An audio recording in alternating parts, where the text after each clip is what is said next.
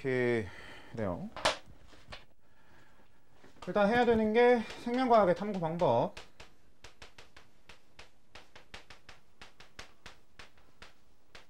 어차피 이 탐구 방법 같은 경우에는 그냥 좀 중요하긴 중요합니다. 여러분들 그 첫 번째 수행평가가 탐구 방법과 관련해서 수행평가를 할 확률이 높고, 그리고 근본적으로 수행평가에서 좀 깎이면 성적 잘 받는 데는 굉장히 크게 지장이 생기는 편이니까 중요한 건 사실이긴 한데, 근데 막 크게 어렵진 않으니까. 우리 여기 생명과학의 탐구 방법에서 얘기하는 주제는 이제 우리 귀납적 탐구랑 면역적 탐구라고 해서,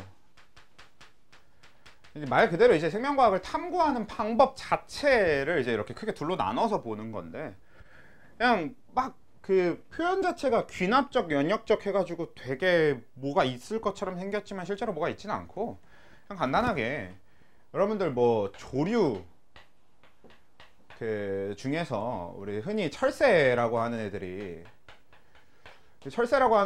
그 계절이나 어떤 기온 뭐 이런 그 기후 조건에 따라서 뭐 이동을 한다던가, 그래서 뭐 겨울에는 딴 데 가서 살다가 뭐 여름에 한국에 온다던가, 뭐 반대로 겨울에 한국에서 살고 겨울이 아닐 때는 어디 다른 데 가서 산다던가, 이런 식으로 이동을 해. 뭐 이런 게 이제 철새인데, 이런 철새를 포함해서 뭐 철새가 이동을 한다, 뭐 코끼리는 뭐 초식을 한다, 그리고 뭐 사자는 새끼를 많이 낳는다, 뭐 막 이런 거 있잖아. 보통 이런 것들은 여러분들이 실험을, 그러니까 우리 생명과학자들을 포함해서 우리들이 실험을 해야만 알 수 있는 것들이 아니기도 하고, 그리고 실험을 하기도 되게 어렵겠죠. 그러니까 보통 저런 건 그 생명과학적인 탐구에서 그냥 관찰을 통해서 해결해 버리는 것들이 되게 많습니다. 자연현상에 대한 것들은 좀 그냥 관찰을 통해서 해결하는 게 많지. 그러니까 지켜봤더니 사자가 새끼를 좀 많이 낳는 편인 것 같아. 코끼리는 초식동물인 것 같네, 지켜봤더니. 뭐 아니면 뭐 해부를 해봤을 수도 있긴 있겠지만, 뭐 그것도 마찬가지로, 그러니까 전체적으로 관찰이라고 하는 영역으로 좀 탐구를 하겠다, 이게 그냥 귀납적 탐구인 거고, 그리고 실험이라는 걸 해서 탐구를 하겠다라고 하는 게 연역적 탐구란 말이에요. 그래서 말 그대로 이제 실험이라고 하는 게 그럼 어떻게 구성되어 있는가에 대한 이야기인데, 실험이 이제 여러분들이 생각하는 실험의 개념 그대로입니다. 우리가 실험실에서 실험 조건을 맞춰서 뭐 화학물질끼리 좀 섞기도 하고, 아니면 쥐한테 주사 같은 걸 놓아보기도 하고, 뭐 아니면 막 쥐한테 귀 만들어 보고, 이런 거 막 TV 뉴스 이런 데서 한 번씩 보잖아요. 다큐 이런 데도 좀 나오고. 이런 식으로 우리가 그냥 실험이라고 인식할 만한 것들은 다 실험이긴 한데, 어차피 귀납적 탐구에 대해서는 딱히 뭐 크게 할 얘기는 없으니까 연역적 탐구 얘기만 주로 해보면, 우리가 제일 중요한 게 실험을 설계하는 방법에 대한 이야기가 제일 중요하거든요. 그래서 일단 실험 설계하는 방법에 대한 이야기부터 좀 해볼게. 우리 실험 설계를 할 때, 그러니까 이 연역적 탐구라고 하는 걸 전체적으로 할 때, 뭐 방법이나 어떤 과정 자체는 그 원래 우리 프린트에 있는 것처럼 막 순서가 있긴 있어요. 제일 처음에는 뭐 문제 인식이라고 해서 우리가 어떤 게 궁금하고 어떤 거에 대한 실험을 할지를 궁금해 해야 될 거고, 그렇잖아. 여러분들이 실험을 하려면 뭐가 궁금해야 실험을 할 거 아니야. 그치? 그러니까 과학자들이 그냥 아무 실험이나 하는 게 아니고, 물론 뭐 위에서 시키면 위에서 시키니까 하겠지만, 그런 위에서 시키니까 하는 거 말고 그 제일 위로 가봅시다. 막 한 연구소를 통째로 갖고 있는 연구소장 뭐 이런 사람이 누가 시켜서 연구를 하는 게 아니라 본인이 알고 싶은 거에 대해서 연구를 한다라고 생각하면, 결국 알고 싶은 것이 생기려면 뭐가 궁금해야 알고 싶을 거 아니에요. 그렇잖아. 그러니까 앞에 있는 내용들, 우리 연역적 탐구에 그 앞부분을 이루고 있는 내용들은 보통 그런 겁니다. 그래서 그냥 궁금해진다. 그래서 어떤 그 탐구 주제에 대해서 그 궁금증이 생겨서 우리가 문제를 인식한다던가 궁금증이 생긴다던가, 이런 얘기가 되는 거고, 그래서 그 궁금증이 생긴 걸 토대로 탐구 주제를 선정하고, 뭐 이런 전체적인 앞에 과정들은 뭐 크게 복잡할 거 없단 말이야. 여러분들이 한글을 읽을 수 있으면 알 거라고 생각하고요. 그 정도의 과정들은. 그러니까 그런 과정은 좀 건너뛰고, 그러니까 본격적인 예로 진짜 실험이라는 걸 만든다라고 했을 때, 우리 이 연역적 탐구에서 가장 핵심이 되는 키워드가 이제 가설이죠. 가설. 이미 여러분들이 들어봤을 수도 있고, 뭐 학교에서 지금 이미 진도를 나갔을 수도 있고, 뭐 여러 가지로 뭐 좀 상황에 따라 좀 다르겠지만, 일단 연역적 탐구에서 가장 이제 메인이 되는 게 가설에 대한 이야기입니다. 일단 가설이라고 하면, 가설은 뭐예요? 가설은 무슨 얘기인가요? 아예 가설이란 단어 자체를 처음 들어보진 않잖아. 뭐 학교에서 진도를 나가지 않더라도 여러분들이 가설이란 단어 자체를 처음 듣지는 않을 거란 말이야. 뭐예요, 가설이라고 하는 게? 뭐 어떤 과학자가 A라고 하는 현상에 대해서 어떤 가설을 내놓았다, 아니면 가설을 세웠다, 뭐 이런 식으로 많이 표현을 하죠. 이건 뭐냐면, 가설이라고 하는 건 생각해서, 상상해서 만들어낸 어떤 뭐 이론이라던가 어떤 이야기, 이런 게 그냥 가설입니다. 그러니까 소설 같은 느낌이지. 근데 소설인데 조금 더 과학적인 기반을 두긴 해야 되는 그냥 그런 소설 같은 느낌인 건데, 그러니까 과학자들이 머릿속에서 만들어낸, 그러니까 이 실험이라는 걸 보고 혹은 어떤 궁금한 현상에 대해서 내가 그냥 이래서 그런 거 아닌가? 라고 생각해 보는 게 그냥 가설인 겁니다.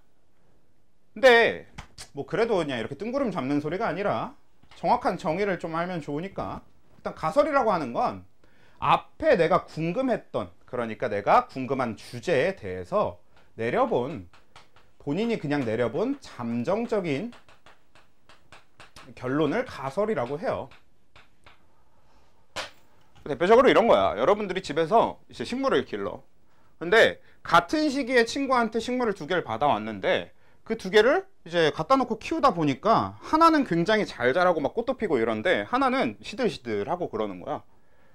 그래서 이게 왜 그런가 궁금해지는 과정이 뭐 앞에 문제인식, 뭐 아니면 어떤 그 탐구 주제 선정 뭐 이런 데에 가깝다면, 이제 그럼 그냥 왜 그런다 생각해서 왜 그런 걸까?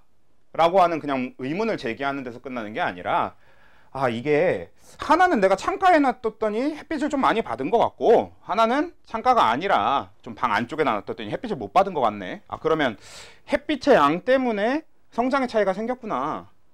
그런 게 아닐까. 약간 이런 식으로 혼자 생각해서 결론을 내려보는 게 이제 가설이라는 거죠. 가설이라고 하는 건 이제 실험 설계에 제일 중요하지. 왜냐면 내가 이렇게 가설을 세워봐야 어떤 실험을 할지가 정해진단 말이야. 방금 얘기한 대로 햇빛을 많이 받은 애가, 많이 받은 식물이 더 잘 자란다,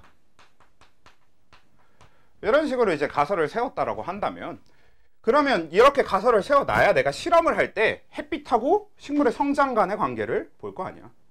그러니까 결국 내 실험의 주제를 선정하는 데 있어서 가설은 굉장히 중요합니다. 가설을 어떻게 잡냐가 결국 실험을 어떻게 설계할 거냐가 되는 거죠. 그래서 일단 지금 얘기한 대로 딱 이렇게 가설을 잡아뒀다고 해봅시다. 그러면 이제 이걸 실험을 통해 증명을 할 거야. 막 내가 햇빛을 많이 받은 식물이 더 잘 자란다고 했더니 친구들이 구라치지 말래. 증명을 해야 될 거 아니야. 물론 뭐 저걸 듣고 구라친다고 하는 애들은 좀 문제가 많은 거긴 한데, 아무튼 우리가 완전 옛날 과학을 연구하던 그런 되게 옛날 시대로 가보면 모를 수도 있잖아. 그래서 햇빛을 많이 받는 식물이 더 잘 자란다 라고 하는 가설을 그 실험으로 증명을 하려면 어떻게 실험을 설계하면 되는 건가요? 여러분들은 어떻게 할 거야? 그렇지? 식물 2개 준비해 놓고 하나는 햇빛 많이 받게 하고 하나는 적게 받게 해서 처음에 이 식물은 똑같은 상태로 출발을 했으면 일정 시간이 지난 후에 식물 둘 중에 누가 더 많이 자랐는지 적게 자랐는지 확인을 할 거 아니야. 그렇죠? 그래서 실험이라고 하는 설계는 그냥 딱 가설 세운 대로 하면 되는 거긴 한데, 일단 우리가 이 실험이 진행되는 데 있어서 그 변인이라고 해서 각각 요인들에 대한 구분을 좀 해줘야 되는데요. 일단 가장 우선적으로 편하게 얘기해 볼 수 있는 게 우리 식물이 더 잘 자란다라고 하는 게 그러니까 내 가설에 있어서의 결론이란 말이야. 그렇죠? 결론 부분이지. 그러면 이 결론 내지는 이제 결과에 해당되는 부분이 뭐냐? 종속변인이죠. 우리는 이렇게 종속변인이라고 불러줘요. 근데 종속변인이라는 단어 자체는 무슨 뜻이야? 종속이 뭐냐?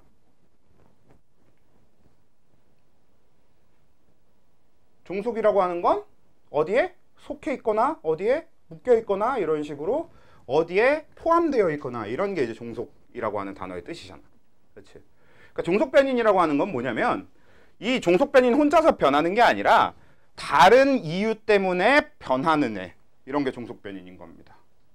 그러니까 식물의 성장이라고 하는 게 그냥 더 잘 자라는 식물이야 얘가 이런 게 아니라 다른 조건들에 의해서 이 식물의 성장이 변하는 거잖아. 그렇지? 그러니까 이런 다른 조건의 영향을 받아서 우리 가설의 이제 결과가 되어줄 부분이 종속변인인 거고, 그리고 우리 가설을 내가 세운 가설을 기준으로 했을 때 어떤 가설이 됐든 이 가설에 종속변인의 영향을 직접적으로 주는 게 이렇게 앞에 올 거란 말이야. 이건 지금 햇빛을 많이 받으면이니까 햇빛이라고 하는 게 종속변인한테 영향을 주겠네요. 그렇지? 그럼 이렇게 종속변인한테 영향을 줄 이걸 뭐라고 불러? 이걸 조작변인이라고 불러줍니다.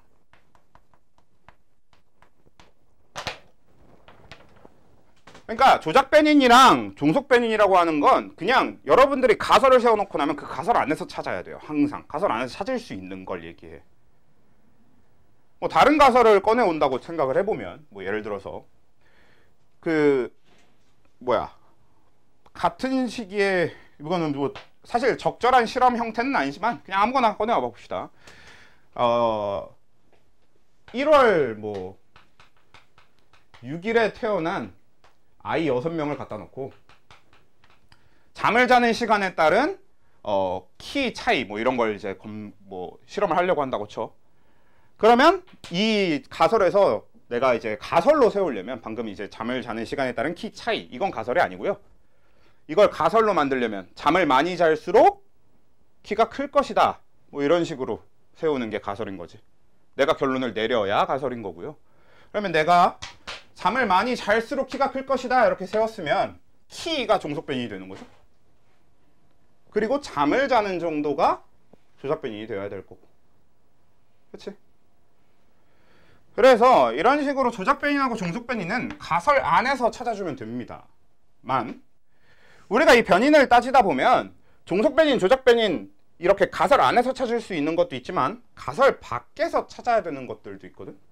뭐 예를 들어서 내가 이 실험을 이렇게 조작변인을 햇빛으로 하고 종속변인을 식물의 성장으로 해서 실험을 설계를 했어.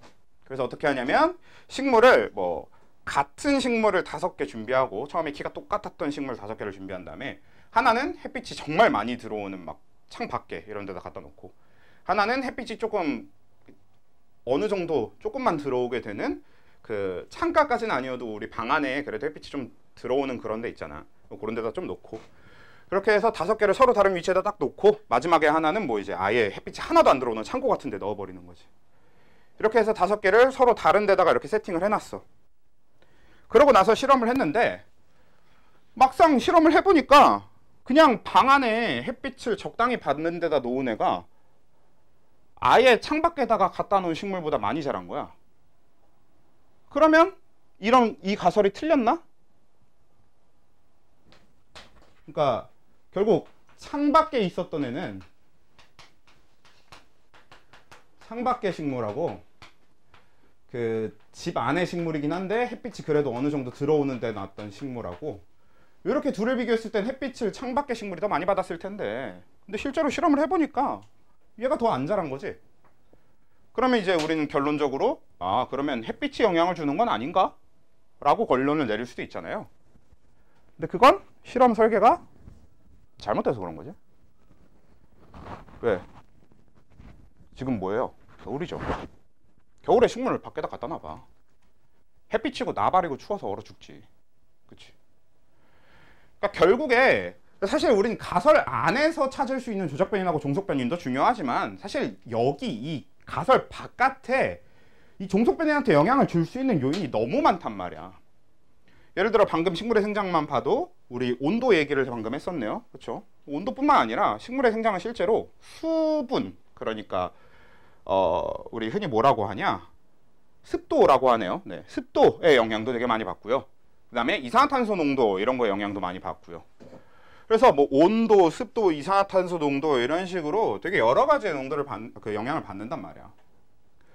그러니까 막상 실험을 해놓고 나도 이 실험이 정확하게 내가 햇빛을 이용해서 식물의 생장이 서로 다른 걸 완벽하게 증명했는가를 얘기하기가 어렵지. 그러니까 어떻게 해야 돼요? 지금 내가 얘기한 습도라던가 온도라던가 CO2 농도 이런 것들은 다 어떻게 해줘야 되겠어? 네, 다 똑같게 맞춰줘야 될 거 아니야. 그렇죠? 그래서 사실 이제 가설 안에서 찾을 수 있는 종속 변인한테 영향을 주는 건 조작 변인이긴 한데요. 근데 그것뿐만 아니라 이 조작 변인을 포함해서 종속 변인한테 영향을 줄 수 있는 모든 변인을 다 통틀어서 우린 독립 변인이라고 부른단 말이지. 그러니까 이 독립 변인 중에 가설 안에서 찾을 수 있는 조작 변인이 있는 거고, 그럼 이제 나머지 것들, 조작 변인이 아닌 독립 변인들은 어떻게 해줄 것이냐? 일정하게 해줄 것이다가 돼야 되는 거고, 그걸 우린 통제 변인이라고 하죠. 그러니까 다시 이 가설을 기준으로 저 변인들을 정리를 해보면, 자, 내가 내려놓은 가설이라고 하는 게 햇빛을 많이 받은 식물은 더 잘 자란다, 잘 자랄 것이다, 이런 식으로 내가 잠정적인 결론을 내렸어. 가설을 세웠어. 그럼 나는 실험 설계할 때는 어떻게 해야 될 거냐면, 햇빛을 많이, 그러니까 이 햇빛이라고 하는 조작 변인을 서로 다르게 세팅을 해줘야 되겠고요. 그 다음에 그래서 그 조작 변인에 의해서 종속 변인이 어떻게 되는지를 관찰을 해야 되겠는데, 그러니까 식물의 생장이 어떻게 되는지 관찰해야 되겠는데, 그때 나머지 온도, 습도, 뭐 CO2 농도 등등들은 통제해줘서 통제 변인, 그러니까 다 똑같이 맞춰줘야 되더라. 이렇게 설계를 해야 정확한 실험 설계라는 얘기지. 그치? 근데 여기서 이게 끝이 아니죠. 우리가 이렇게 실험을 설계하다 보면 또 어떤 요소를 갖춰줘야 되냐면요, 우리는 이 실험을 하는 데 있어서 지우지 말 걸 그랬다. 실험군하고 꼭 대조군을 만들어야 돼요. 실험군하고 대조군 같은 경우는 그냥 간단하게 뭐냐면, 우리가 조작 변인에 조작을 가해준 것과 조작 변인에 대한 조작을 해주지 않은 걸 비교를 좀 해야 된다는 얘기야.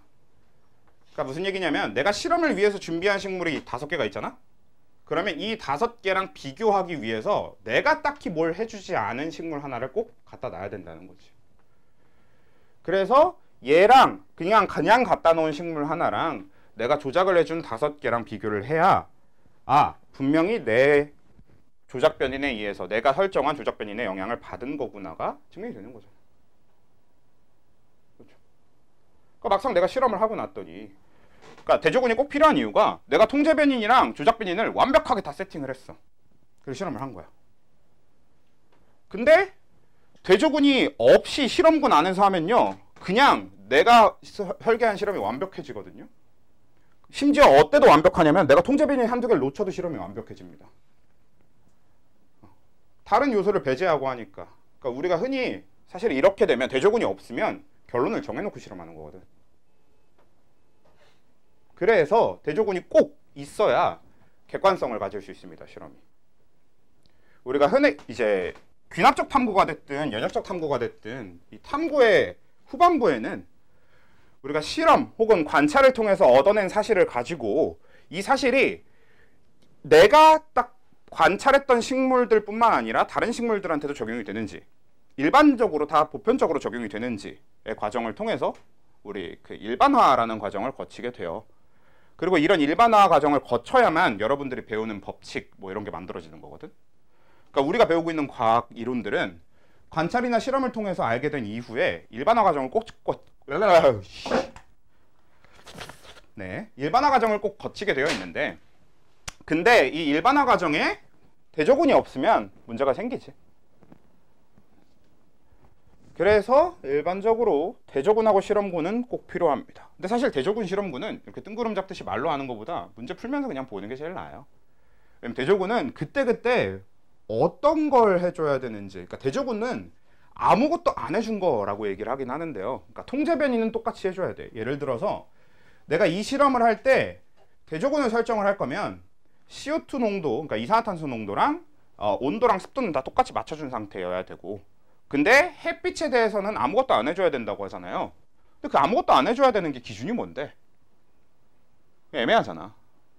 그래서 그 대조군을 위해서는, 그럼 대조군은 어떻게 세팅해야 되는지는 그냥 문제에서 그 각각 실험들마다 어떻게 보면서 찾는 게, 그러니까 보면서 한번 여러분들이 익숙해지는 게 나을 겁니다. 사실 실험 같은 경우는 요 햇빛을 많이 받은 식물이 더 잘 자란다 얘 자체가 대조군을 세팅하기 되게 어려운 실험이라 그렇고, 그 나중에 여러분들 아까 얘기한 것처럼 뭐 쥐한테 주사를 놓는다던가 아니면 식물한테 뭐 영양제를 놓는다던가 이런 식으로 아니면 너네가 많이 볼 실험 중에 뭐 그런 것도 있습니다.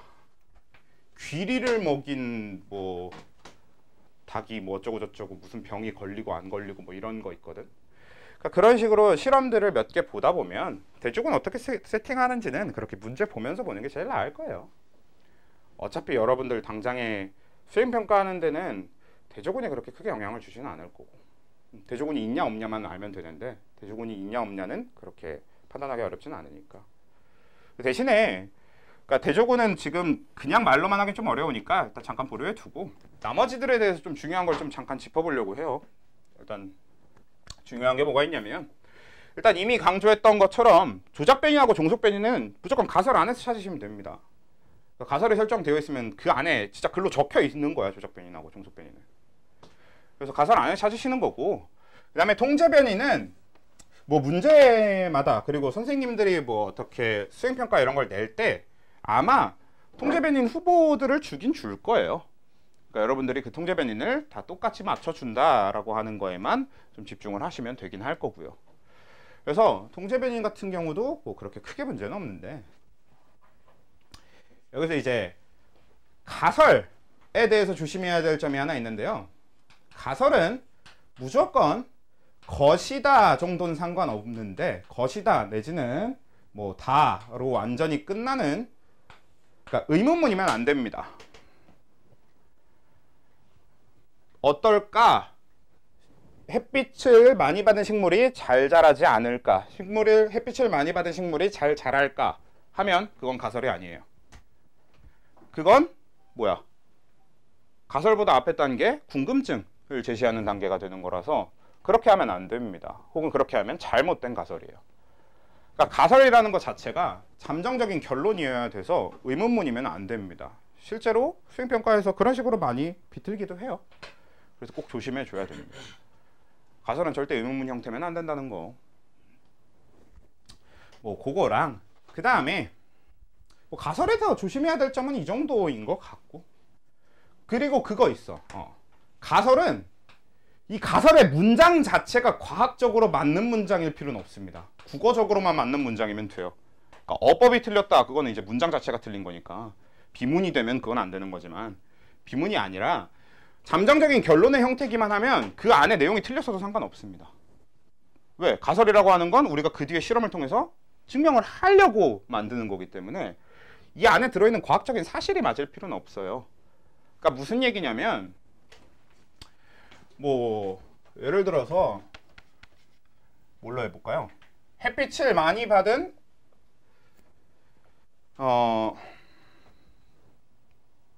이거는 과학적인 사실일 것 같은데, 과학적인 사실이 아닌 게 뭐가 있을까요? 아, 그거 있네. 이쁜 말을 많이 해준 식물이 더 잘 자란다, 뭐 이런 거 있잖아. 욕을 많이 한 식물은 잘 안 자란다, 이런 거. 그러면 그거는 그 안에 들어있는 사실 자체는 틀렸는데, 근데 그게 가설로서는 적합해. 가설은 맞는 문장, 과학적으로 맞는 문장일 필요는 없어요. 우리가 그 뒤에 실험을 통해서 아, 이건 틀린 가설이야, 맞는 가설이야를 증명하면 되니까. 증명하려고 가설을 세우는 거니까 가설 자체가 올바른 과학적인 사실일 필요는 없다. 이 정도가 가설의 이제 포인트로 얘기할 전부가 됩니다. 그러니까 이렇게 우리가 흔히 이제 종결함이라고 하죠. 종결함이가 완전히 이렇게 완성형이어야 되고요. 그러니까 흔히 얘기하는 의문문의 형태를 띠고 있으면 안 되고, 그리고 가설 자체가 과학적인 사실일 필요는 없다. 그냥 뒤에 실험을 설계할 수 있게 되어 있기만 하면 됩니다. 그리고 조작 변인, 종속 변인 잘 찾아주시고 통제 변인 잘 찾아주면 되는 이런 형태가 되는 건데, 여기서 용어 한 가지 더. 요것도 이제 가르치는 선생님들만 가르치긴 하는데 문제집에서는 굉장히 많이 등장하는 표현이어서 한번 짚고 넘어갈게. 변인 통제라고 하는 게 있어요. 통제 변인이랑 변인 통제는 다른 말이거든. 그래서 그냥 한번 좀 짚고 넘어가려고 합니다. 일단 변인 통제랑 통제 변인은 완전히 다른데, 통제 변인은 아까 얘기한 것처럼 우리 가설 안에서 찾을 수 있는 종속 변인한테 영향을 주는 직접적인 요인, 이 조작 변인, 우리가 조작을 해줄 요인을 제외하고 나머지 영향을 줄 수 있는 것들을 통제 변인으로 놓고 똑같이 일정하게 유지해준다. 이게 이제 통제 변인이잖아요. 변인 통제는 뭐냐면 그렇게 세팅한 각 종속 변인, 조작 변인, 통제 변인을 통제하는 걸 변인 통제라고 불러요. 그러니까 약간 어떤 느낌이냐면 이쪽은 명사고 저쪽은 약간 동사, 우리가 행동을 하는 쪽의 느낌인 거지. 그래서 변인 통제의 제일 핵심이 되는 게 뭐냐면 우린 조작 변인도 통제해 줍니다. 이게 되게 중요한 요소거든. 예를 들어서 이런 거야. 요건 조금 띠꺼우니까 온도가 높은 데서 자라는 식물이 더 잘 자란다, 이런 가설을 세웠다고 해봐.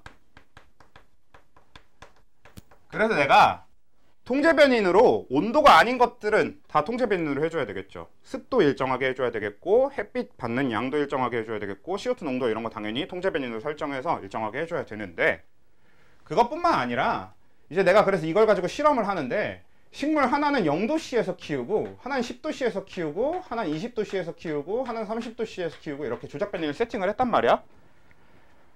근데 내가 0도씨에서 키우기로 한 식물은 실험이 끝날 때까지 무조건 어디에만 계속 있어야 되는 거야. 0도씨에 계속 있어야 될 거 아니야. 저 온도 변하면 안 되는 거잖아요. 그래서 조작 변인도 설정된 이후로 계속 일정하게 해줘야 되는데 이런 게 이제 변인 통제가 되는 겁니다. 그래서 통제 변인하고 변인 통제는 이런 정도의 뉘앙스 차이가 있어. 그러니까 통제 변인은 명백하게 조작 변인과 구분되는 개념이고요. 그러니까 독립 변인, 종속 변인한테 영향을 주는 것들 중에서 우리가 조작하려고 하는 게 조작 변인, 가설 안에서 찾는 거. 그리고 나머지는 통제 변인, 이런 거면 실험 안에서 변인을 다 설정을 하고 놨으면 그 변인들이 계속 실험이 끝날 때까지 일정하게 유지되도록 하는 게 변인 통제다. 그래서 우린 조작 변인도 통제해줘야 된다. 그런 식의 조금 용어 개념 차이가 있을 수 있고, 은근히 뭐 헷갈려하는 학생들은 굉장히 헷갈려하니까 잘 정리해두고 갑시다. 뭐 그러고 나면 얘는 결국 이렇게 이론 가지고 얘기할 만한 요소가 별로 많지 않고 그냥 문제 풀면서 이것저것 케이스를 보면서 보는 게 나으니까 그냥 정리는 이 정도로 마무리하기로 하고요. 뭐 전체적인 순서, 뭐 귀납적 탐구 같은 경우에는 뭐 일반화 과정을 거쳐야 되고, 그래서 뭐 중간에 뭐 관찰이 있고 어쩌고 저쩌고 하는 것들은 사실 이론적으로 설명할 만한 게 있나 싶어요. 그냥 여러분들이 프린트에 있는 글로 적혀 있는 내용을 한번 쭉 읽어보는 정도로도 괜찮지 않을까 싶습니다. 뭐 그리고 솔직히 나랑 따로 정리 안 하고 학교 선생님 수업만 들어도 괜찮을 거고, 사실 학교 선생님 수업도 안 들어도 그냥 있는 거 읽어만 봐도 크게 모를 만한 내용은 없지 않을까 싶어요. 그래서 탐구 방법은 그냥 이렇게 정리하고 넘어갈게요. 나중에 우리 너네 수행평가 당장 언제 보는 거 이런 것도 너네 이제 계약한 지 아직 일주일 된 거 아니냐? 수행평가 계획 이런 것도 아직 딱히 나오지 않긴 했겠네요. 그런 거는 나중에 차후에 이제 수행평가 계획이나 이런 거 나와서 여러분들이 얘기를 해주시면 거기에 맞춰서 그냥 좀 뭐 정리를 다시 할 수 있으면 하든가 하기로 하고요. 일단 탐구 방법은 이 정도만 정리하고 넘어가고, 우리 2단원이나 빨리 합시다. 바이러스는요? 바이러스 몰라요? 2단원부터 할래. 자,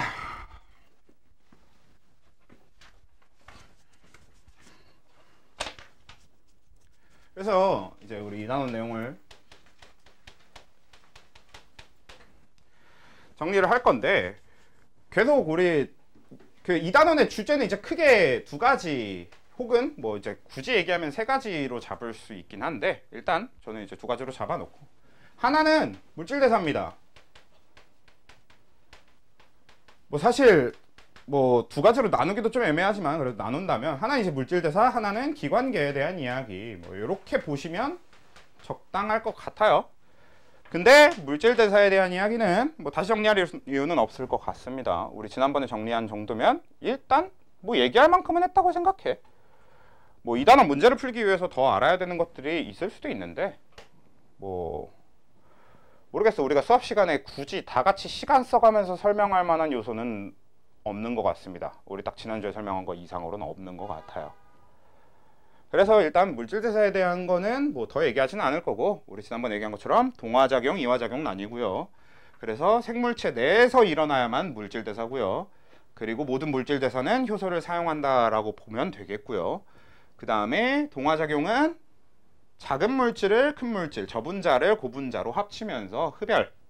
그리고 이화작용은 고분자, 큰 물질을 작은 물질, 저분자로 분해하면서 발열.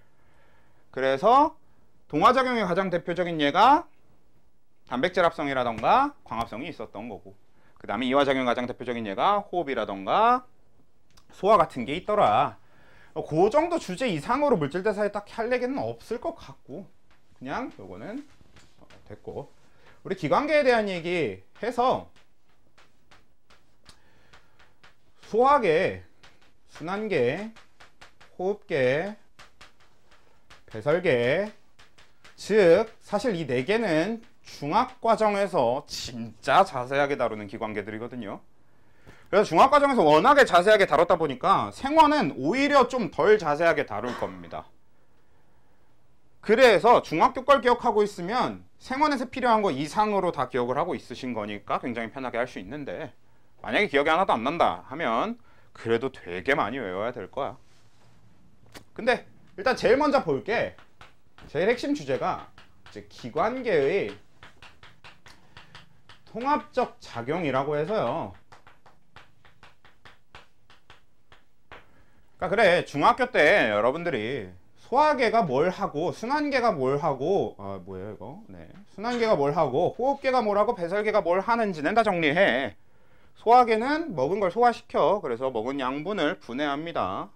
순환계는 우리 혈액 순환, 그러니까 혈액이 흐르는 거, 심장이 뛰고 이게 순환이고, 호흡이라고 하는 건 숨이 들어가고 숨이 나오는 게 호흡이 되는 거고, 들숨 날숨 이런 게 호흡이 되는 거죠. 그러니까 폐랑 관련된 것들. 그리고 배설이라고 하는 건 소변, 이런 관련된 것들, 소변을 만들어내는 과정, 이런 게 이제 배설이 관련된 게 되는 건데, 그런 것들을 하나하나 굉장히 디테일하게 다뤘던 게 중학교 때 거라면, 지금은 이 생원에서는 주로 관심이 있는 게, 그럼 얘네들을 어떻게 하면 이어주느냐, 전체적으로 그 좀 버무려서 보는 게 좀 주 내용이 됩니다.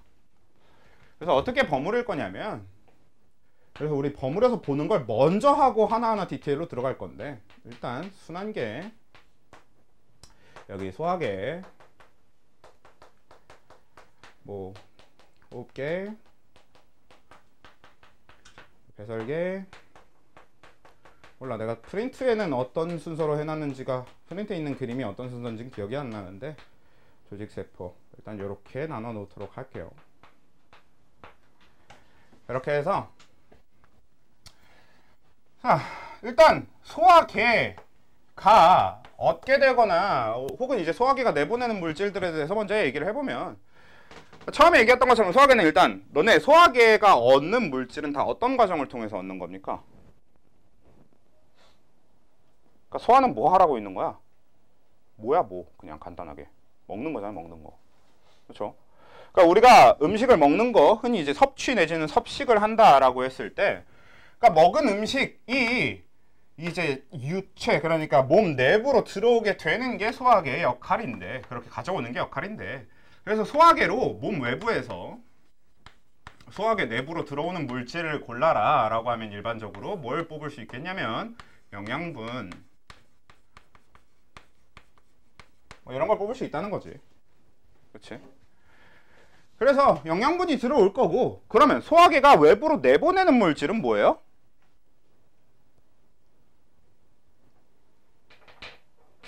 몸 밖에서 음식이 들어와. 그리고 그걸 소화시키고 흡수하는 과정이 소화기에서 일어나. 그거 좋은데, 내보내는 거. 소화기가 내보내는 건 뭐야? 뭐 이런 식으로 질문을 좀 바꿔볼게요. 소화기가 내보내는 물질은 노폐물이다. 맞는 말일까요? 틀린 말일까요? 전혀 틀린 말입니다.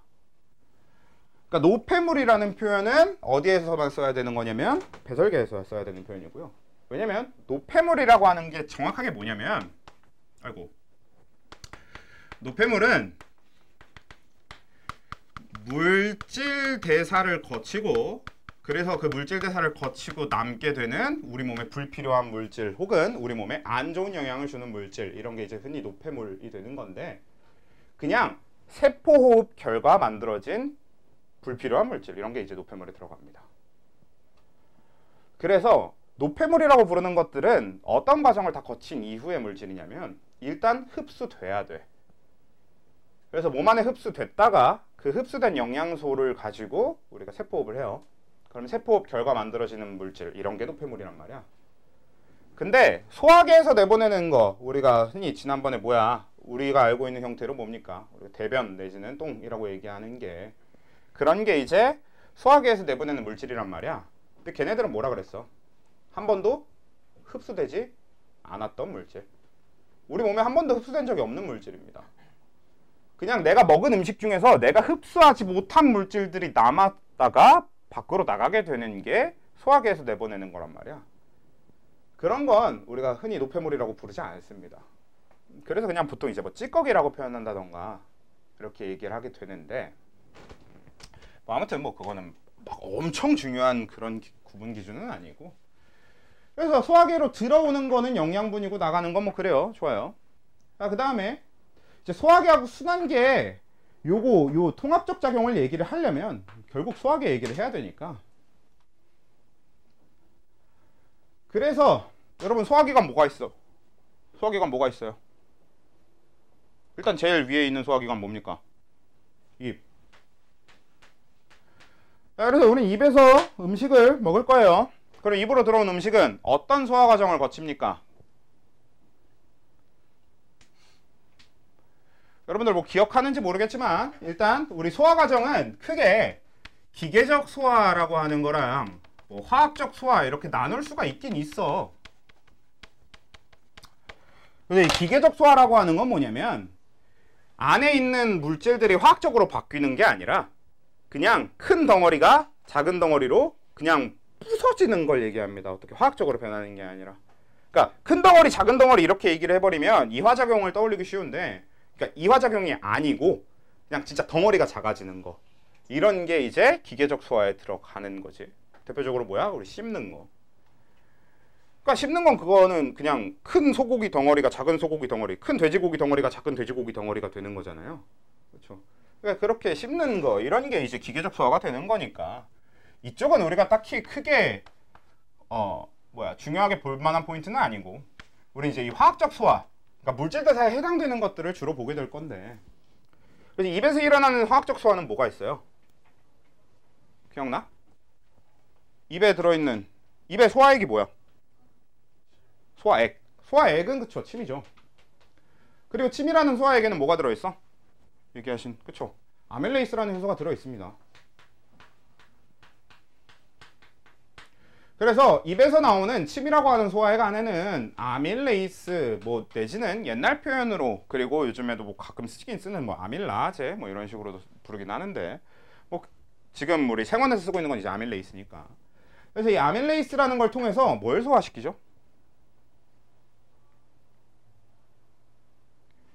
일단 제일 디테일하게 얘기하면 녹말을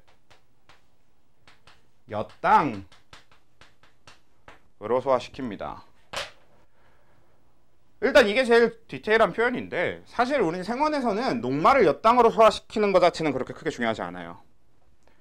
생원에서는 보통 딱 아밀레이스라는 명칭을 만약에 알아야 되고, 그러면 얘가 뭘 소화시킨다라고 얘기하는 것까지만 알면 되냐면, 얘는 탄수화물의 소화효소입니다. 이게 중요해요. 그냥 애초에 방금 녹말을 몇 단으로 분해한다고 했을 때 그 녹말이라는 게 탄수화물이란 말이야. 녹말 탄수화물인 거는 이미 얘기한 적 있는 것 같다. 그치? 그 글리코젠 얘기하면서 한번 얘기했었나?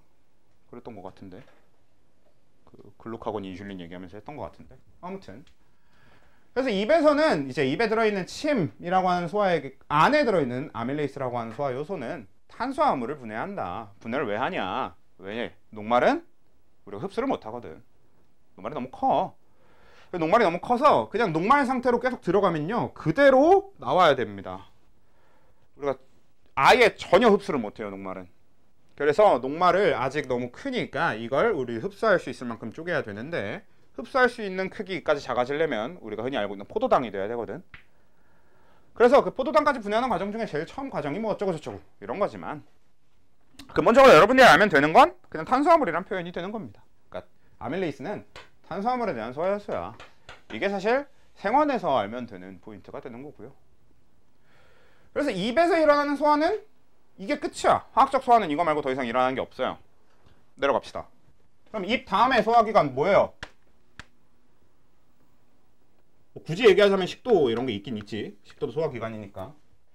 근데 식도는 화학적 소화가 일어나지 않습니다. 그래서 식도 빼고. 그래서 이제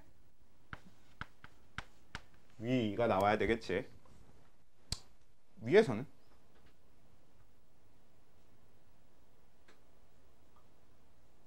일단 위의 소화액의 명칭은 뭐게? 입에서는 침이 나왔고 위에서는 위액이라고 부르죠 그냥 우린. 위액이 나옵니다. 그러면 위액 안에 들어있는 소화 효소의 명칭은 뭡니까?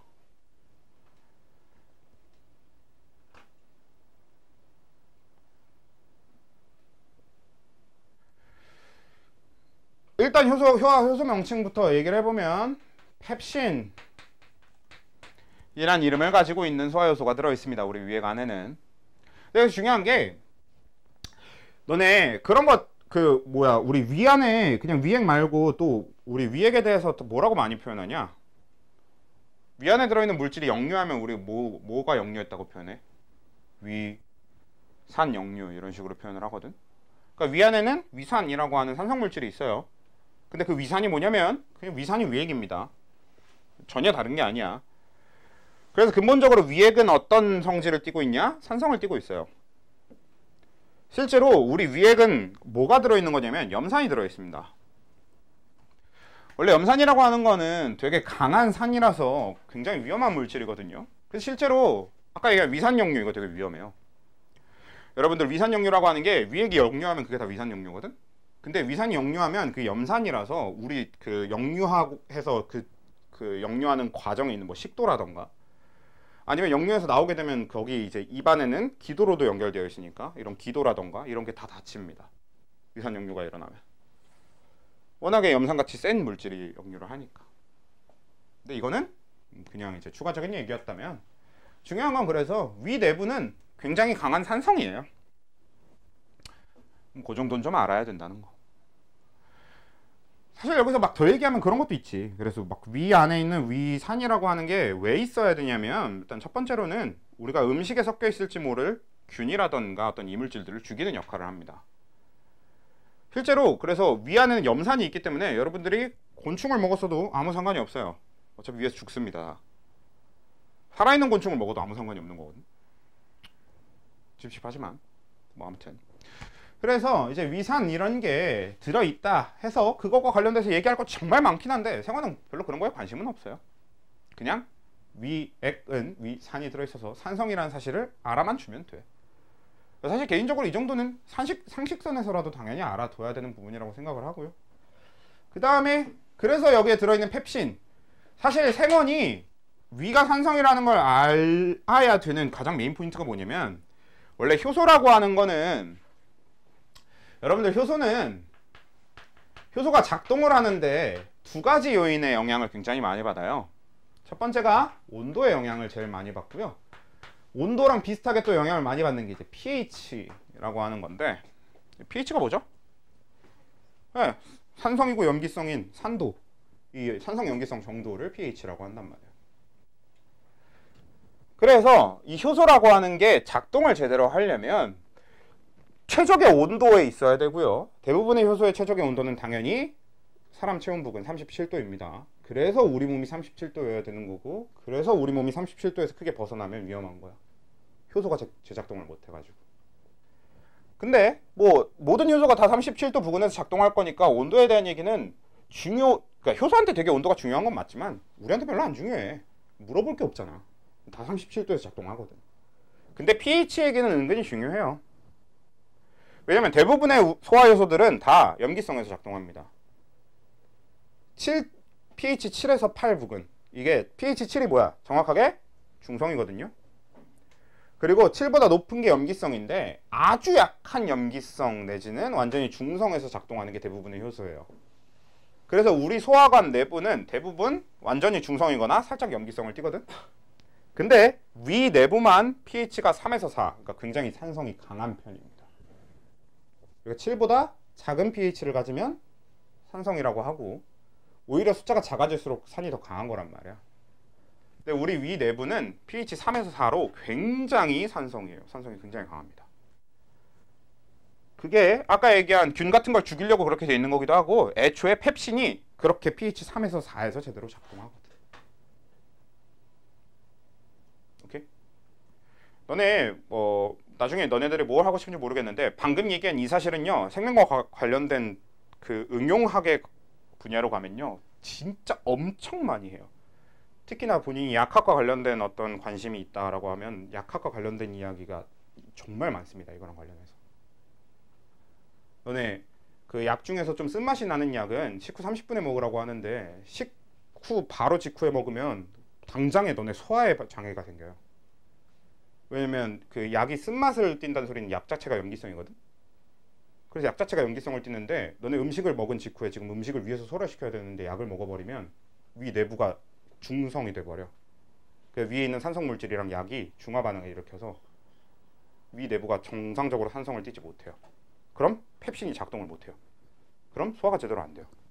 그럼 약효도 제대로 안 나타나요. 그런 식으로 되게 약과 관련된 이야기로 가면은, 여기서 좀 더 깊어지면 어떤 것도 있냐면, 실제로 그러면 약이 아예 흡수가 안 되고 그대로 배출돼 버리는 현상도 발생합니다. 이거는 이제 진짜 대학교 가야나 배울 분배율 뭐 이런 거라는 얘기인데, 아무튼 굉장히 중요한 거니까 그냥 위가 산성이라는 사실은 알아달라고, 제발 부탁이니까. 그리고 위가 산성해야 되는 가장 큰 이유가 펩신이라고 하는 위에 들어있는 소화 요소가 산성에서 활성화를 띈다, 활성된다 라는 얘기고, 펩신은 뭐 소화시킵니까? 네, 단백질 소화 요소입니다 라고만 알아두시면 돼요. 간혹 가다가 몇몇 선생님들이 정말 깊게 가르치려고 어떤 얘기까지 하냐면, 원래 펩신은 정확하게 단백질을 폴리펩타이드라고 하는 형태로 분해합니다. 폴리펩타이드와 단백질의 차이는 여러분들 뭐라고 생각하시면 되냐면요, 폴리펩타이드가 그 바람 넣어서 불어놓은 긴 풍선이라고 생각하시면 되겠고요, 단백질은 그 풍선으로 만들어 놓은 뭐 강아지, 고양이, 기린 뭐 이런 모양이 됩니다. 그래서 그냥 아미노산을 쭉 길게 연결만 해놓으면 그걸 우리가 폴리펩타이드라고 해요. 진짜 풍선 불어놓은, 길게 불어놓은 그 긴 풍선 마냥 그냥 쭉 연결만 되어 있으면 그게 폴리펩타이드고, 그게 입체 구조를 갖게 되면 단백질이라고 하거든. 이런 걸 이제 설명하기도 하시는 분들이 있는데, 그렇게 설명해놓고 문제는 결국 그냥 단백질로만 냅니다. 어차피 그렇게까지 디테일하게 안 되니까. 만약에 디테일하게 내면 그때 가서 외우자. 지금은 최대한 간단하게 정리를 해놓고. 그 다음에, 그래서 위에 대해서 얘기할 건 이것도 끝입니다. 그 다음에 원래 위 밑으로 내려가면 우리 지난번에 얘기했던 12지장이라고 하는 소화기관이 또 있긴 있어요. 근데 안 할 거고, 어차피 12지장에서 일어나는 소화는 그 밑에 소장에서 일어나는 소화와 완벽하게 동일합니다. 근데 여기 중요한 게, 소장은 음식물이 이제 지나가는 통로를 보면 입에서 식도로 갔다가 식도에서 위를 통과하고요, 위에서 소화가 되고 나면 12지장을 통해서 소장으로 내려가. 이렇게 음식물이 이동하는 건 이렇게 이동하거든. 근데 소장 안에서 작용하는 소화액은 두 가지가 있어요. 하나는 소장이 직접 분비하게 되는 우리가 흔히 장액 내지는 소장액이라고 부르는 소화요소가 있고요, 또 하나는 소장이 분비하진 않았지만 소장에서 작용하는 소화효소, 소화액이 있습니다. 누가 분비했게? 그쵸. 이자에서 분비한 이자액. 나 이자 설명하면서 분명히 얘기했었다. 이자라고 하는 게 12지장에 연결돼 있다고. 근데 12지장 넘어서 왔다는 소리는 애초에 이자가 분비한 소화액은 12지장으로 분비되지만 그냥 바로 소장 밑으로 들어가서 소장에서 주로 소화를 해요. 그래서 이제 이자가 분비하는 소화액인 이자액과 소장이 직접 분비하는 소화액인 소장액이 이렇게 나뉘게 되는데, 여기서 일단 이자액에서 중요한 포인트는, 이자액에 들어있는 소화효소 혹시 아는 사람? 이자가 분비하는 소화효소.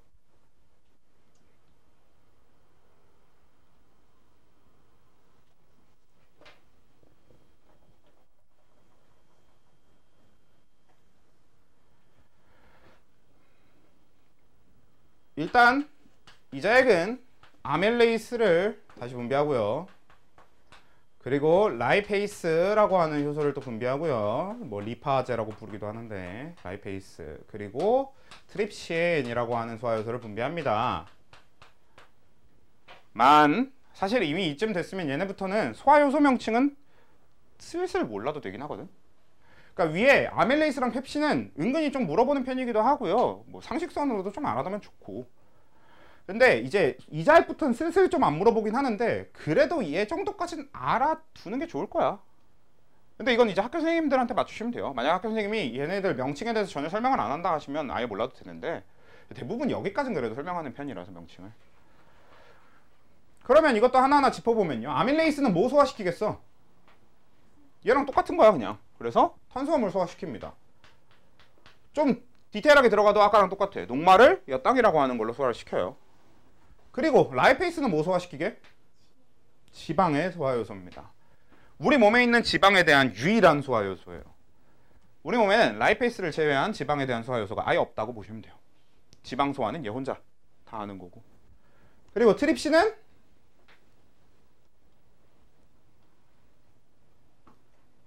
단백질에 대한 소화효소라고 보시면 됩니다. 그래서 뭐야? 단탄지, 우리가 얘기하는 흔히 주요 영양소, 3대 영양소에 대한 소화가 다 일어난다 라고 하는 게 이자액의 굉장히 중요한 특징이 됩니다. 이거 굉장히 중요해요. 그러니까 이자액이라고 하는 게 그 안에 들어있는 게 탄수화물, 지방, 단백질 모두 다에 대한 소화효소가 다 들어있다. 이런 게 이제 나름 중요한 포인트니까 기억을 해주셔야 되겠는데, 그것도 어차피 프린트에 있는 거 그냥 외워주시면 되는 포인트니까 뭐 넘어가면 되겠고요. 일단 설명은 간단하게 하는데 어차피 니들 다 그냥 알아서 족지 보고 외우라고 설명 간단하게 하는 겁니다. 그 다음에 소장액 쪽은 그냥 다른 건 크게 필요 없고, 그냥 소장액은 명칭도 몰라도 돼요. 그냥 얘는 단백질과 탄수화물에 대한 소화효소들이 주를 이룹니다. 보통 그래서 소장액이라고 하는 거, 소장액과 관련된 거는 탄수화물과 관련해서 탄수화물 최종 분해가 일어나는 곳이 보통 소장액이라고 하는 데 들어있는 효소들이 돼요. 굳이 얘기를 해보자면 수크레이스라고 해서 탄수화물 중에서 유당, 젖당, 뭐 우유와 관련된 거, 치즈와 관련된 거, 이런 것과 관련된 소화가 일어나는 소화액이 소장액에 들어있고요. 뭐 아니면 말테이스라고 해서 아밀레이스가 엿당까지 분해했으면 그 엿당을 한 번 더 분해하는 거, 뭐 이런 것도 들어있을 수 있고요. 들어있고요. 그 다음에 수크레이스라고 해서 뭐 설탕을 과당으로 분해하는 것도 들어있고, 뭐 이렇게 되는데 뭐 그런 건 몰라도 됩니다. 학교 선생님이 설명해줘도 그냥 안 들려요 이러고 그냥 외우지 마세요. 어차피 그런 거 문제 안 낼 거야. 내면 진짜 애지간한 또라이니까, 애지간한 또라이가 아니고서는 안 낼 거고, 애지간한 또라이도 그런 걸 내지는 않을 겁니다. 그래서 그냥 소장액 쪽은 그냥 단백질, 탄수화물, 소화효소가 나온다 이 정도만 알면 될 겁니다. 이런 식으로 소화를 해. 근데 중요한 건 소화효소랑 소화 어떻게 하냐, 이거 뭐 당연히 외워야 되긴 하는데 중학교 때 알고 올라온 사람들은 알고 있으니까 넘어가서. 그러면 이렇게 분해된 영양소의 흡수가 일어나는 곳은 어디입니까?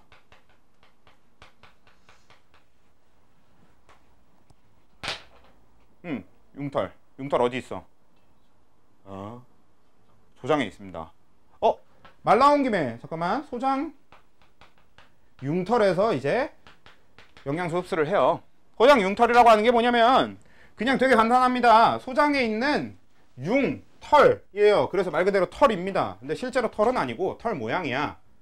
근데 어떻게 되어 있는 거냐면 그 소장 내 내벽은 그 안에 여러분들 그 집에 너네 그래도 있지 않나? 러그나 카페트보다 러그에 좀 더 가까운데 그 왜 이렇게 털 부숭부숭 나는 거 있잖아. 털이 좀 길게 이렇게 부숭부숭 난 거. 그런 모양으로 이제 이 소장 내벽에 그 조직들이 이렇게 세포들이 이렇게 불쑥불쑥 솟아 있거든. 그래서 소장 안에는 이렇게 융털이라고 하는 게 있는데 이 소장 융털이라는 게 존재하는 이유가 영양소를 흡수하려고 존재하는 겁니다. 왜냐면 여러분들이 여기서부터 여기까지인데 하나는 그냥 이렇게 쭉 이렇게 돼갖고 이렇게 맨들맨들한 표면을 가진 이렇게 되어 있는 면 하나를 가지고 있다고 치고요.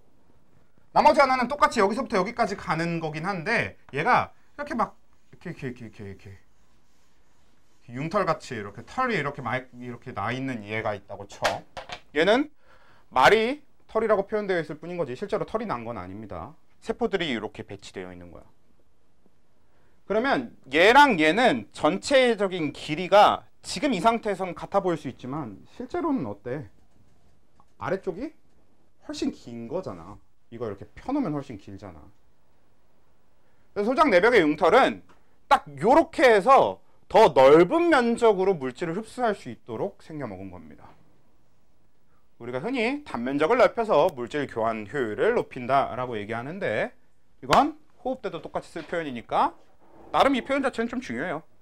단면적을 넓게 만들어서 물질 교환 혹은 물질 흡수의 효율을 높게 한다. 말 그대로 그냥 넓게 하겠다가 목적인 건데 우리 소장 융털에서 흡수하고 하는 과정을 좀 봅시다. 아이고야 무조건 다음 주까지 진도를 나가야 되는 상황이 돼버렸네요. 근데 아무튼 그래서 소장 융털 하나를 이렇게 확대해서 보면요 일단 소장벽 여기가 이제 소장벽이고요. 아이고 소장벽을 이렇게 봅시다. 소장벽 그리고 소장 내부에 요게 융털 하나를 이렇게 가져온 거라고 보면요 일단 소장벽에는 이렇게 혈관이 지나가고 있을 거고 혈관 말고 또 다른 관도 하나 지나가고 있습니다. 근데 이 다른 관이 지나가다가 이렇게 솟아있는 중앙으로 이렇게 솟아있는 관이 하나 있고요.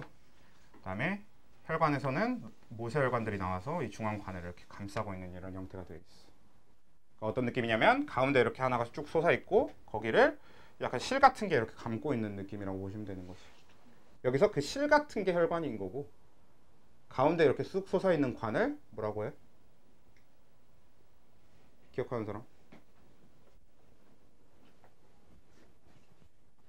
자, 이 얘기를 하기 위해선 자 우리 몸에 물의 대부분은 뭘로 존재한다라고 우리 지난번에 얘기했었어요.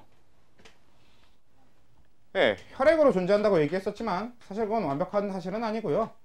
근데 뭐가 더 많은지 적은지는 어차피 중요한 게 아니라서 우리 몸에 물이 존재하는 형태는 혈액이란 형태와 조직액이란 형태와 림프 혹은 림프액이라고 부르는 형태 이렇게 세 가지가 있습니다. 솔직히 조직액이랑 림프액은 그냥 구분을 안 하는 경우도 많긴 한데 일단 그래도 세 개로 구분을 해야 되는데 저 셋은 구분이 정말 간단해요. 그냥 같은 건데 그냥 물이야. 그냥 물을 세 가지 이름으로 불러. 뭐에 따라서 부르는 거냐면 어디에 있는지에 따라 부르는 겁니다. 혈관 안에 흐르는 물을 혈액이라고 하고요. 림프 안에 흐르는 물을 림프액이라고 하고요. 림프관 안에 흐르는 액을 림프액이라고 하고요. 그리고 혈관, 림프관 말고 그 외에 퍼져 있는 물을 조직액이라고 합니다. 우리가 그냥 세포 안에 들어있는 물 이런 게 이제 조직액인 거야. 그래서 우리 몸에 있는 물은 이렇게 세 가지로 나눌 수 있는데 그래서 이제 이 혈액이 흘러다니는 데가 혈관이고 림프액이 흘러다니는 데가 림프관이란 말이야. 그리고 소장벽 안에 지나다니는 관이 정확하게 그렇게 두 개입니다. 림프관하고 혈관. 근데 그 중에서 혈관에서 실처럼 삐져나오게 되는 걸 우린 모세혈관이라고 부르는 거고 모세혈관 무슨 뜻이냐면 모, 털처럼 새, 관은 혈관입니다. 근데 모세혈관의 뜻이 그냥 진짜 너무 가늘어서 털처럼 가는 그런 혈관이다. 되게 가늘더라. 이런 걸 모세혈관이라고 부르는 거고요. 그래서 이렇게 모세혈관이 있는 거고, 그 다음에 요 가운데 솟아있는 이건 림프관이 이렇게 솟아있게 되는 건데, 요걸 암주관이라고 불러요.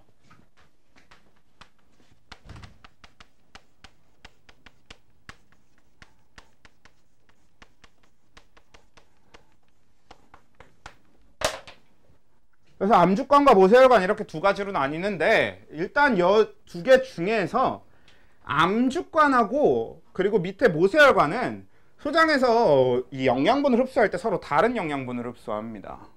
일단 혈관으로 흡수하는 건 물에 녹는 영양소들이 돼요.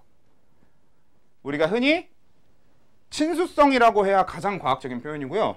근데 생명과학 그리고 생원 이전에 주로 쓰던 표현으로는 수용성 뭐 이렇게 표현하면 좀 더 익숙하려나?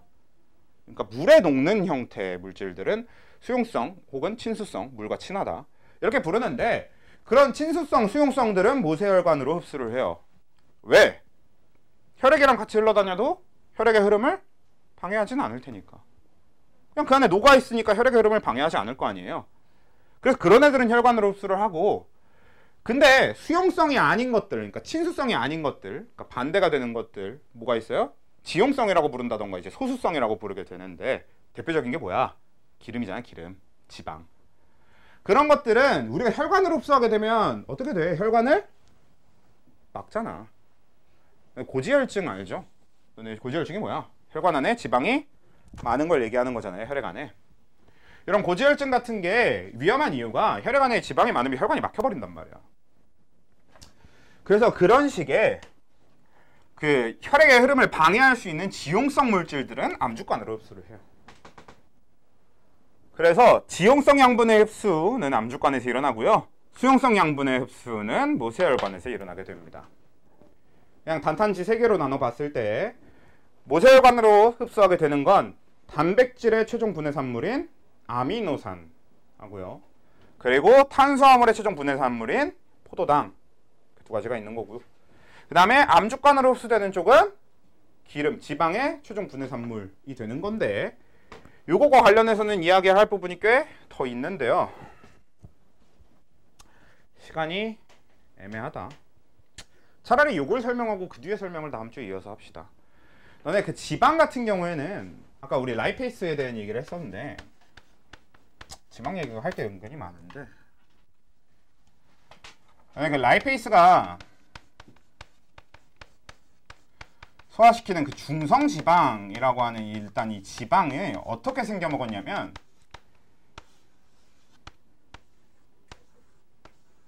이렇게 생겼어요. 우리가 흔히 요 밑에 이렇게 다리처럼 달린 걸 지방산이라고 합니다. 아마 들어본 적 있을걸?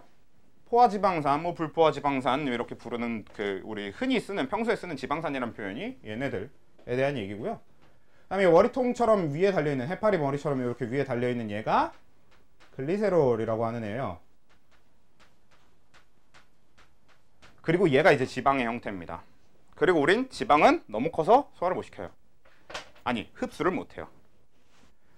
그래서 이 상태는 흡수를 못 하기 때문에 어떻게 하냐면 소화 과정에 라이페이스를 이용해서 얘네들을 잘라요. 그래서 지방산하고 글리세롤을 분해하는 거야. 근데 문제는 우리 몸에서 쟤네들이 그대로 분리돼서 돌아다니면 가장 크게 문제가 되는 게 뭐냐면요, 지방산은 굉장히 불안정한 물질이에요. 그래서 우리 몸에 지방산이 마음대로 돌아다니게 두진 않거든요. 그래서 어떻게 하냐면 너무 커서 흡수를 못했으니까 일단 분리를 해. 그 다음에 소장벽을 그러면 이렇게 분리를 하고 나면 소장벽을 통과해서 들어오거든요. 소장 이 융털을 통과해서 들어올 수 있어, 융털 안으로. 그러면 들어오면 안에서 다시 합칩니다. 그래서 안에서 이동할 땐 다시 원래 저 해파리 상태, 그러니까 저 다리 3개 다 달려있는 상태로 이동을 해요. 그래서 우리 혈액 속에는 지방산이 따로 돌아다니는 게 아니라 지방의 형태여야 돼요, 무조건. 다시 지방의 형태가 돼서 돌아다닙니다. 라고 보시면 돼요. 그래서 그건 뭐 방금은 혈액이라고 얘기했지만 그거 조금 더 뒤에 얘기고, 이렇게 합쳐서 이제 암주관을 통해서 흡수를 한다. 암주관은 아까 얘기한 요 림프관이 이렇게 삐져나온 형태다. 일단은 이 정도까지만 하고 뭐 나머지 내용은 이제 다음 주에 한 번에 쭉 정리하면 될 것 같아. 사실 소화가 할 얘기가 좀 긴 거지. 나머지는 배설도 좀 긴데 뭐 어떻게든 해보면 되겠지. 일단 이렇게 되겠고요.